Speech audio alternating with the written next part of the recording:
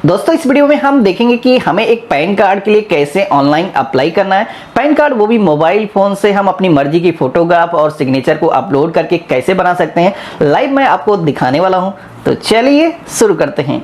Pan card को online ही बनाने के लिए आपको NSDL पैन की वेबसाइट पे आना है। लिंक मैंने वीडियो डिस्क्रिप्शन में आपको दे रखा है, जहां से आप डायरेक्टली इस वेबसाइट पर आ सकते हो। अप्लाई ऑनलाइन के सेक्शन में सबसे पहले तो आपको एप्लीकेशन टाइप का जो ऑप्शन है इस पर क्लिक करना है और यहाँ पर आपको new pan Indian citizen form number 49A इसे ही आपको चूज करना है।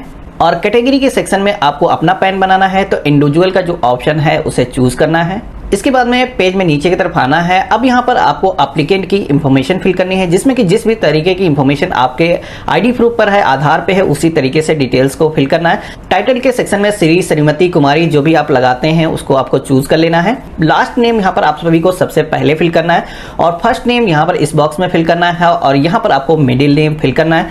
यहाँ पर आप सभी लोग कंफ्यूज ना हो, यहाँ पर मैं आप सभी को दिखा रहा हूँ किस तरीके से फर्स्ट नेम लास्ट नेम आप सभी को फिल करना है। इसके बाद में डेट ऑफ बर्थ के सेक्शन में आना है और डेट ऑफ बर्थ के सेक्शन में आकर के कैलेंडर के माध्यम से यहाँ पर आपको अपनी डेट ऑफ बर्थ को चूज कर लेना है और यहाँ पर आपको अपनी ईमेल आईडी, मोबाइल नंबर को फिल कर देना है और टर्म एंड कंडीशन को एक्सेप्ट करने के लिए इस ऑप्शन पे आप सभी को क्लिक कर लेना है। और पेज में नीचे की तरफ आना है, यहाँ पर एक कैप्चा कोड जो दिखाया गया है इसको सेम यहाँ पर फिल कर देना है और सबमिट के ऑप्शन पे क्लिक कर देना है। तो सबमिट के ऑप्शन पे क्लिक करते ही आपका जो रजिस्ट्रेशन है वो सक्सेसफुली हो चुका है। आपके सामने एक टोकन आईडी जनरेट होकर के आ जाती है। आपको क्या करना है, सबसे पहले तो इस टोकन आईडी को आप सभी को कहीं पर नोट करके रख लेना है। इसके बाद में आगे की एप्लीकेशन को फिल करने के लिए पेज में नीचे की तरफ आना है, continue with pan application form इस ऑप्शन पे हमें क्लिक करना है। तो जैसे ही आप क्लिक करेंगे तो आप एप्लीकेशन में लॉगिन हो चुके हैं। अब यहाँ पर आप फर्स्ट पेज पर हैं, जिसमें कि सबसे पहले तो आप सभी को अपनी एप्लीकेशन का जो KYC टाइप है वो चूज करना है। यहाँ पर आप सभी को ये सेलेक्ट करते समय ध्यान रखना है कि जो भी ऑप्शन सेलेक्ट करेंगे उसी के हिसाब से आपका जो पैन कार्ड है वो आपका कब बन के आएगा और आपके पैन कार्ड पर फोटो और सिग्नेचर अपलोड करने का ऑप्शन आपको मिलेगा या नहीं मिलेगा, ये सारी चीजें डिसाइड होती हैं। ये जो सेकंड ऑप्शन दिया गया है इसे ही आप सभी को चूज करना है।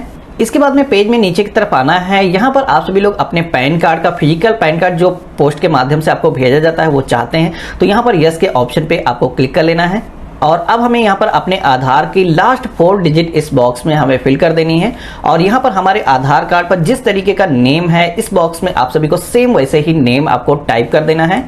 इसके बाद में पेज में नीचे की तरफ देखेंगे तो आपका जो नेम है वो रजिस्ट्रेशन पेज से ऑटोमेटिक आ चुका है। यहाँ पर कुछ भी अगर करेक्शन करने की जरूरत है तो आप करेक्शन कर सकते हैं, अदरवाइज पेज में नीचे की तरफ आना है और यहाँ पर अगर आपके एक से अधिक नेम है तो यस करना है, अदरवाइज इसमें नो के ऑप्शन पे ही क्लिक रहने देना है।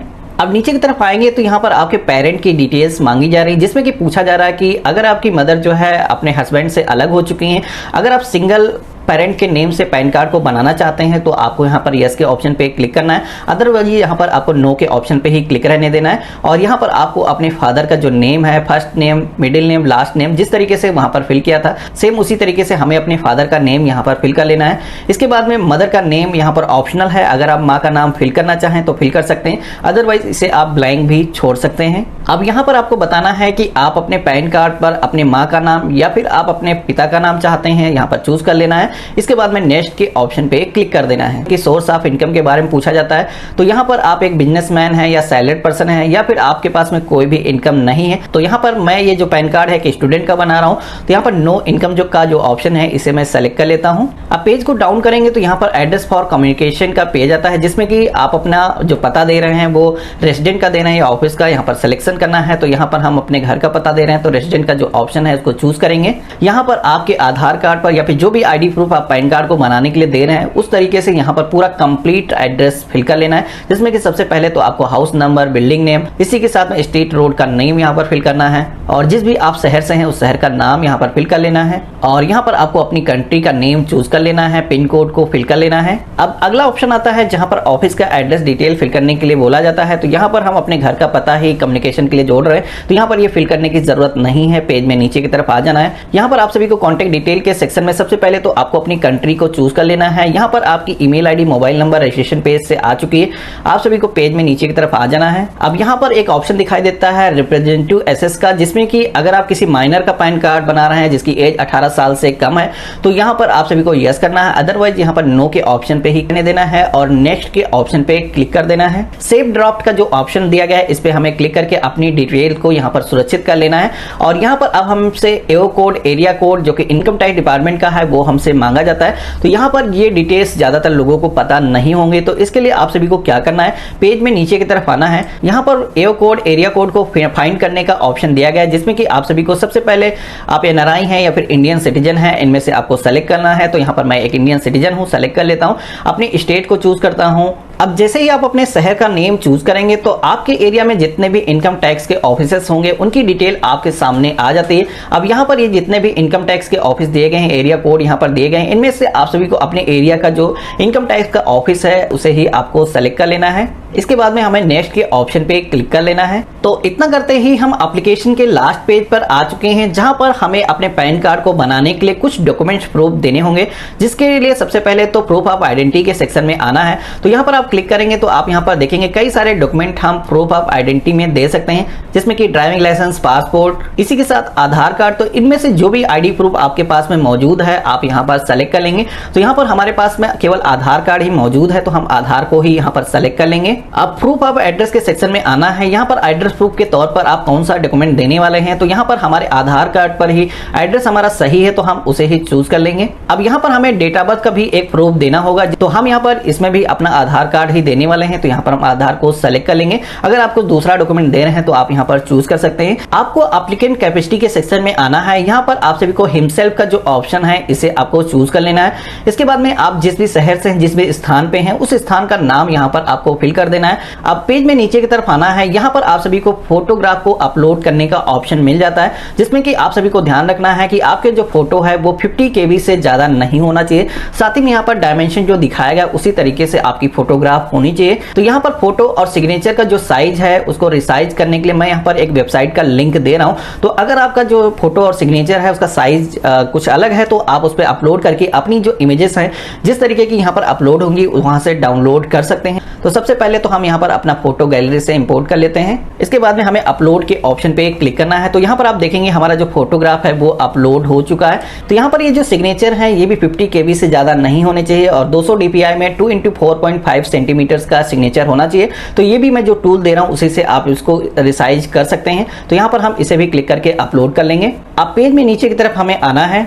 अब यहाँ पर सपोर्टिंग डॉक्यूमेंट को अपलोड करने का ऑप्शन मिल जाता है। तो यहाँ पर हमने सारे ही डॉक्यूमेंट के अंदर आधार को ही सेलेक्ट किया है। तो यहाँ पर हमें अपने आधार कार्ड को फ्रंट और बैक दोनों ही साइड का सबसे पहले तो क्रॉप करके एक इमेज पे सेट कर लेना है और वही इमेज हमें यहाँ पर अपलोड करना है। तो यहाँ पर अपलोड करने के लिए यहाँ पर इस ऑप्शन पे क्लिक करेंगे तो गैलरी से यहाँ पर भी फाइल को आप सेलेक्ट कर लेंगे और अपलोड के ऑप्शन पे क्लिक कर देंगे। तो यहाँ पर आप देखेंगे हमारा जो एक डॉक्यूमेंट है वो यहाँ पर PDF फॉर्मेट में अपलोड हो चुका है। अब हमें यहाँ पर सबमिट के ऑप्शन पे क्लिक कर लेना है।